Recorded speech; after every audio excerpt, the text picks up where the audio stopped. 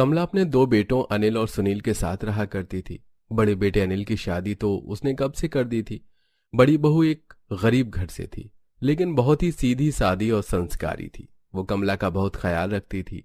वैसे तो सब कुछ ठीक था, लेकिन कमला के जीवन में केवल एक ही दुख था कि उसने अभी तक पोते पोती का मुंह नहीं देखा था।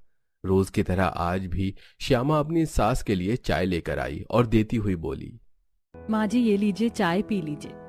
माँ जी मैंने रसोई का सारा काम खत्म कर दिया है और आज आपके कमरे की सफाई भी कर दी है। आप कह रही थी ना कि आपके सर में दर्द है, लाओ मैं आपके सर में थोड़ा सा तेल लगा देती हूँ।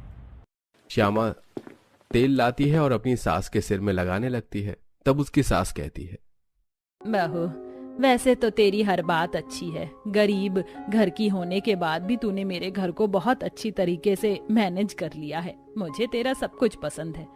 बस ये समझ में नहीं आता कि भगवान मुझे पोते पोती का मुंह कब दिखाएंगे। माँ जी ये मेरे हाथ में तो नहीं है। मैं तो रोज भगवान से प्रार्थना करती हूँ कि आपकी ये तमन्ना जल्दी ही पूरी हो जाए। मुझे पूरा विश्वास है माँ जी कि मैं जल्दी ही माँ बनूंगी। ठीक है बहू, तेरे ससुर जी भी आते होंगे, जरा उनके लिए चाय के साथ पकौड़े भी बना कर ले आ। ठीक है माँ जी, मैं अभी लाती हूँ। तब तक श्यामा के ससुर भी आ गए। श्यामा ने गरम गरम चाय और पकौड़े बनाकर उन्हें खिलाए। ससुर जी बहुत खुश हो गए और बोले, बहू तेरे हाथों में तो बड़ा ही स्वाद है, भगवान तेरी हर इच्छा पूरी करे। श्यामा ये सुनकर बहुत खुश हो जाती है। ऐसे ही समय बीत रहा था। अब कमला ने अपने दूसरे बेटे सुनील की भी शादी कर दी। सुनील की पत्नी शीतल एक बहुत बड़े बिजनेसमैन की बेटी थी। जब वो घर आई तो अपने साथ बहुत बड़ी बड़ी संदूकें और अलमारियां लेकर आई, जो कपड़ों से पूरी तरह भरी हुई थी।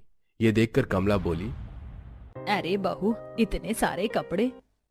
हाँ मुझे कपड़े पहनने का बहुत शौक है, इसलिए मेरे पिताजी ने इतने सारे कपड़े दिलाए हैं। अब शादी के दूसरे दिन नई बहू की पहली रसोई थी। नई बहू नहा धोकर तैयार होकर किचन में पहुंची तो देखा कि उसकी जेठानी किचन में पहले से ही मौजूद है और उसने एक बहुत सुंदर सा अनारकली सूट पहन रखा है। ये देखकर शीतल सोचने लगी, मैंने तो सुना था कि मेरी जेठानी किसी गरीब घर की लड़की है। जेठ जी की भी इतनी कमाई नहीं है कि वो उसे इतना महंगा ड्रेस दिला सके, लेकिन इसने तो बड़ा ही सुंदर ड्रेस पहन रखा है। आखिर इसने इतना महंगा ड्रेस खरीदा कहाँ से है? मुझे तो इतना सुंदर ड्रेस नहीं मिला, इससे पूछती हूँ। फिर शीतल कहती है, अरे भाभी आप पहले से ही रसोई में?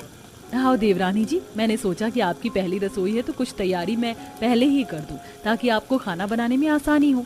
अरे लेकिन ये क्या, आपने इतना हैवी जोड़ा पहन रखा है। एक तो ऐसे ही गर्मी का मौसम है, ऊपर से किचन में इतनी गर्मी, अभी कुछ हल्का फुल्का पहन लेना था आपको। मेरे पिता